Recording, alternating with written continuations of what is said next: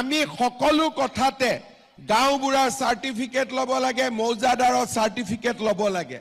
কিন্তু ৰেচন কাৰ্ডখন হাতত থকা মানে এইটো প্ৰমাণ হয় যে মোৰ বাৰ্ষিক উপাৰ্জন 4 লাখ টকাতকৈ কম।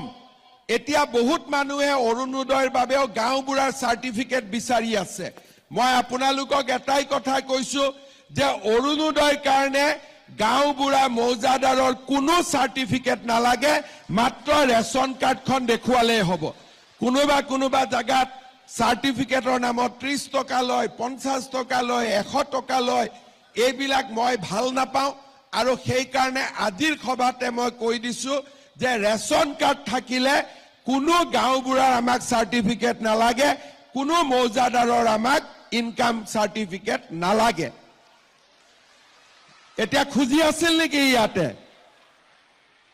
আজিৰ পৰা আপোনালোকক নালাগে, তেনেকেই পাব। ইয়াৰ পিছত ৰেচন কাৰ্ডখন থাকিলে কি লাভ হয়?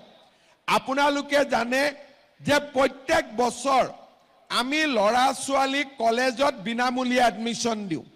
এতিয়া বিনামূলীয়া এডমিশ্যন দিয়াৰ কাৰণেও কলেজে কয় যে এখন ইনকাম সাৰ্টিফিকেট লৈ আহক। এতিয়া আমি কলেজবিলাকক কৈ দিছো যে ৰেচন কাৰ্ডে লাষ্ট সাৰ্টিফিকেট, ইয়াৰ ওপৰত আৰু একো সাৰ্টিফিকেট নালাগে।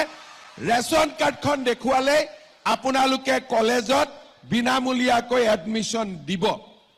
এতিয়া মই আৰু এটা কথা ক'ব খুজিছো, এইটো নতুন। ৰেচন কাৰ্ডত প্ৰধানমন্ত্ৰী মোদী ডাঙৰীয়াই আমাক 5 কেজিকৈ বিনামূলীয়া চাউল দিয়ে। আমি প্ৰত্যেক মাহত আমি 5 কেজি চাউল বিনামূলীয়াকৈ পাম। এইবাৰ আমি যদি সকলো ঠিকে থাকে মই চেষ্টা কৰিছো যে বিনামূলীয়াকৈ নহলেও, বিনামূলীয়া দিবৰ কাৰণে ইমান টকা মোৰ লগত নাই, কিন্তু বিনামূলীয়াকৈ নহলেও ৰেচন কাৰ্ডত দালি আৰু চেনি আমি সুলভ মূল্য দিয়াৰ বাবে ব্যৱস্থা ল'ম। অৰুণোদয় আঁচনি পাবৰ কাৰণে আমাৰ ঘৰত এখন ৰেচন কাৰ্ড থাকিব লাগিব। এতিয়া আজি যিসকলে ৰেচন কাৰ্ড পালে তেওঁলোকে এতিয়া নিজৰ নাম অৰুণোদয় আঁচনিৰ বাবে গাঁও সভাত তেওঁলোকে দিব পাৰিব। যদি ৰেচন কাৰ্ড নাথাকিলেহেঁতেন তেওঁলোকে অৰুণোদয় আঁচনি নাপালেহেঁতেন। সেইকাৰণে আমি ততাতৈয়াকৈ যিসকলৰ ৰেচন কাৰ্ড নাই তেওঁলোকক আমি ৰেচন কাৰ্ড দিয়াৰ ব্যৱস্থা কৰিলো। এতিয়া ৰেচন কাৰ্ডখন পালে অৰুণোদয় পোৱাৰ ৰাস্তা মুকলি হয়।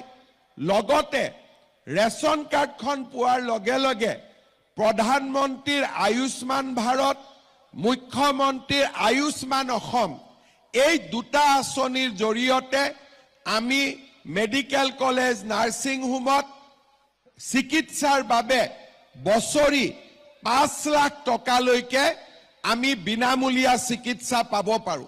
আমাৰ ঘৰত যদি আয়ুষ্মান ভাৰতৰ কাৰ্ডখন নাই, তথাপিতো হস্পিটালত যদি আমি ৰেচন কাৰ্ডখন দেখুৱাও, ৰেচন কাৰ্ডখন দেখুৱালে বছৰি 5 লাখ টকালৈকে আমি বিনামূলীয়া চিকিৎসা এটা পৰিয়ালে আমি লাভ কৰিব পাৰিম।